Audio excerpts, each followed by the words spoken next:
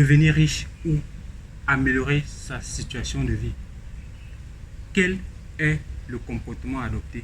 Quel est le mode de vie qu'il faut pour un jeune qui aspire lui aussi à des grandes ambitions, à réaliser des choses puissantes pour sa progéniture? Qu'est-ce qu'il faut faire de façon concrète avec les réalités? C'est vrai que je parle beaucoup à la diaspora, mais je ne parle pas qu'à la diaspora, puisque maintenant que j'ai une audience très grande en Afrique, j'ai commencé à adapter mon contenu pour les gens qui sont aussi sur le continent. Mais de manière globale, au fond, ce qu'il faut faire, ça ne change pas. Hein. Que l'on soit de la diaspora ou que l'on vive sur place, la réussite demande à peu près les mêmes choses. La première chose qu'il faut comprendre, c'est qu'il n'y a pas de réussite spontanée. C'est le premier piège dans lequel je vois beaucoup de gens. C'est celui de l'enrichissement facile et rapide. Les gens pensent que pour devenir riche financièrement, ça va se faire rapidement et sans grande difficulté. C'est très faux. La richesse, c'est quelque chose qui se bâtit sur du long terme en réalité. La plupart des personnes que l'on voit aujourd'hui, qu'on admire, sont le résultat de 20, 30 ans de travail.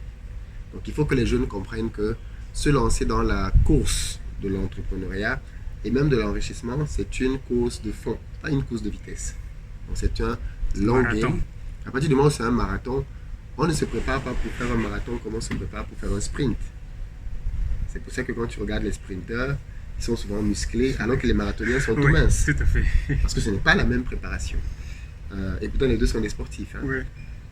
Et donc, ceux qui disent qu'ils veulent aller donc dans les courses de fond, le long game, le long terme, ils doivent eux aussi comprendre que, en réalité, l'enrichissement est le résultat d'habitude.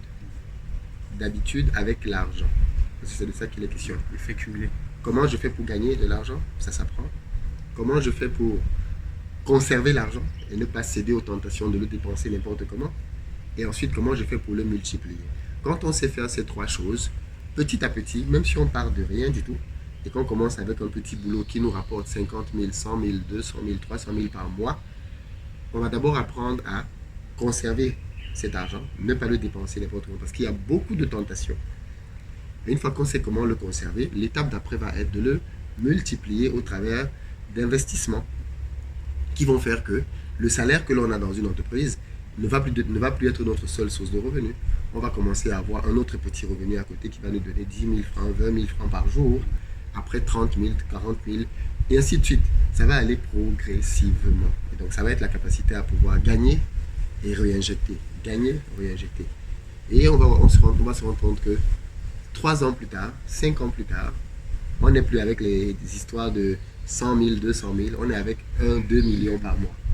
Et après, ce sera 10, 20 millions. Après, ce sera 100, 200 millions. Donc, c'est vraiment un process que l'on réitère au fur et à mesure que l'on grandit. Super, super. Ce qu'on retient là, c'est qu'il faut d'abord gagner, trouver une source de revenus, le conserver et le multiplier. Pour ces 3 principales étapes, est-ce que vous pouvez nous dire quelques petites stratégies pour gagner d'abord, ensuite pour le conserver en bien le gérant et enfin comment faire pour le multiplier? Parce que c'est bien d'avoir ce schéma, mais de façon concrète, comment est-ce qu'on peut faire juste une petite stratégie pour chaque étape? Alors déjà, pour gagner, c'est pas très compliqué, il faut trouver du travail.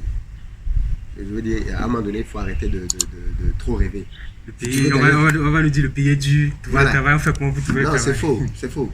Si quelqu'un veut vraiment travailler dans nos pays, il va trouver du travail. Le problème, c'est que beaucoup de gens, quand ils pensent à travail, ils pensent à un emploi dans un bureau, le climatiseur. Là, ils peuvent porter la cravate et le costume. On a quand même un master, il faut quand même la climatisation. C'est ça. On a un master, on a un doctorat. C'est des bêtises, tout ça. Je veux dire, le diplôme n'est pas gage de compétence. Le diplôme n'est pas gage de compétence. Le diplôme n'est pas gage de compétence. Quand tu sors de l'école avec ton master, tu ne sais pas faire grand-chose. Et moi, l'une des choses que je ne comprends pas souvent, c'est quand quelqu'un te dit « Tu dois me payer telle somme parce que j'ai tel diplôme. » Mais ton diplôme ne me rapporte pas de l'argent dans mon entreprise.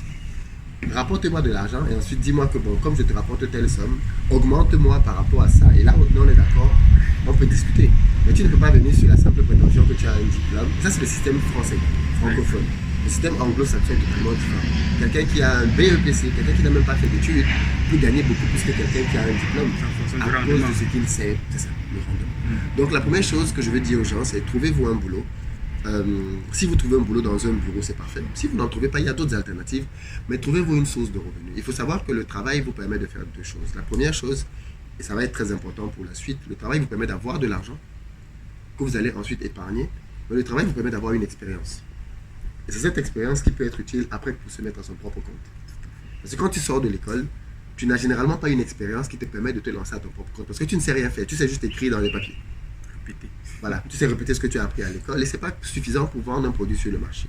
Par contre, quand tu as fait une expérience de 1, 2, 3 ans, tu as compris comment fonctionnait un business, là tu sais quelque chose. Donc moi je dis aux jeunes, commencez par travailler pour quelqu'un, c'est un bon moyen d'apprendre. Ne soyez pas obsédés par l'idée de démarrer vous-même parce que vous allez faire beaucoup trop d'erreurs qui vont même finir par vous décourager. Prenez quelques temps, la vie c'est pas une course de vitesse une fois de plus, prenez quelques temps, même 1 an, 2 ans pour travailler auprès de quelqu'un chez qui vous allez apprendre. Quand on démarre, on n'est pas obsédé par l'argent. L'argent va venir et il va venir beaucoup si vous êtes bien formé. Donc prenez le temps d'abord de vous former en faisant un boulot quelque part. C'est pour ça que je dis souvent aux gens que ce qui est le plus important, c'est même pas où tu travailles, c'est qui est ton boss. Oui, oui. Parce que c'est le boss qui va déterminer ton apprentissage et ta carrière. Oui. Si tu as un bon boss, en 1 an, tu peux savoir des choses que d'autres en 10 ans ne savent pas. Parce qu'il va te permettre réellement d'apprendre. Et donc, moi, c'est ça. C'est la première étape, c'est trouver un boulot quelque part. Voilà, il a une petite citation, il parle quand tu as moins de 30 ans, voilà. Ce que tu dois faire. Donc, trouve un boulot où tu apprends. C'est vraiment de l'apprentissage. Si tu as 2 boulots là où ici on te paye 200 000, 300 000, et l'autre on te paye 100 000, mais là où on te paye 100 000, tu apprends beaucoup plus, va là où on te paye 100 000. Parce que l'apprentissage que tu vas avoir là, c'est lui qui va te permettre après de pouvoir faire des grandes choses. Celui qui a pris 300 000, il va même épargner, mais quand il va falloir le réinvestir, il ne saura pas comment ça marche. Ça, c'est la première étape. Deuxième étape, pour épargner, il faut bien comprendre ce que c'est que la capacité à pouvoir remettre à plus tard la satisfaction. Le problème, c'est que, et ça c'est le problème de beaucoup de jeunes, c'est que on veut tout de suite tout obtenir. C'est le problème, c'est le défaut d'Internet. C'est que sur Internet, voilà, c'est ce que j'appelle la génération micro-ondes. Le problème, c'est que beaucoup de jeunes veulent gagner de l'argent tout de suite. Enfin, ils veulent vivre leur plus belle vie maintenant. Mais je vous rappelle que les gens que vous voyez sur Internet, qui vivent souvent de belles vies, généralement, c'est des gens qui ont 10, 15, 20 ans de carrière derrière eux. C'est un peu comme quand tu vois quelqu'un qui est à la salle de sport et il te montre 3-4 exercices, il a les abdos partout. Est-ce que ça veut dire que si tu fais les 3-4 exercices là, tu vas avoir ces abdos? Non, parce que ces abdos, c'est le résultat de 20 ans d'entraînement. Donc, il faut savoir toute proportion garder, comprendre que, ok, je vois quelqu'un qui a des résultats maintenant, mais en fait, derrière lui, c'est 10 ans, c'est 5 ans, c'est 7 ans, c'est 8 ans. Et donc, quand vous avez donc votre argent maintenant, ce que vous devez faire, c'est de pouvoir vous poser la question de est-ce que telle dépense me permet d'atteindre mes objectifs ou pas dans la vie? Il y a un temps pour tout. Il y a un temps pour avoir un petit téléphone et un temps pour avoir un iPhone. Si tu es à la période de ta vie là où tu dois avoir un petit téléphone, n'essaye pas d'avoir un iPhone. Parce que c'est le problème de beaucoup de jeunes. On veut paraître. On veut que la petite nous apprécie. On veut que les copines soient impressionnées. Et donc on fait des dépenses stupides pour des gens qui n'en ont rien à faire de nous, qui ne nous aiment même pas pour souvent, et qui, le jour où on est parti, ne se souviennent même pas qu'on était là. Donc, fondamentalement, vivez vos vies pour vous, pour vos objectifs et pour vos familles. Et puis, privez-vous. Tous ceux qui ont réussi vont vous dire qu'ils ont connu des phases où ils se privaient. Moi, j'ai eu des phases dans ma vie dans lesquelles je gagnais très bien ma vie, mais je vivais dans une petite chambre. Alors que je pouvais avoir un grand appartement ou une maison avec piscine. Je vivais dans une petite chambre parce que j'avais des objectifs. Et ça m'a permis pendant 5 ans d'épargner énormément d'argent. Énormément d'argent. Et donc, après, donc justement, cette phase de privation-là, j'ai donc commencé à lancer des petits business. Et au début, j'ai perdu de l'argent. Donc, d'où l'importance d'avoir un style de vie qui ne te coûte pas cher. Parce que si tu as un style de vie qui te coûte cher et que tu payes l'argent dans un business, tout de suite, tu es KO. Donc, tu recommences petit. Tu commences avec des petits business, tu mets des petites sommes. Tu vois ce que ça donne. Tu fais une erreur, mais quand tu fais une erreur avec 20 000 ou avec 50 000, c'est pas comme si tu as fait une erreur avec 2 millions. Donc, autant me faire des erreurs avec des petites sommes.